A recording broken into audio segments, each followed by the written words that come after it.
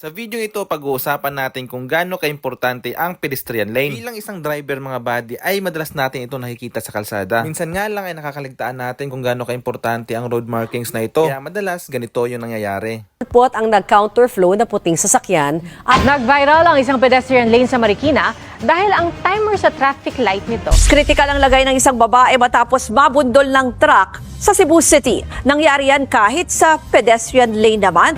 Tumatawid sa pedestrian lane ang biktima ng mabangga ng motorsiklong minamaneho ng driver.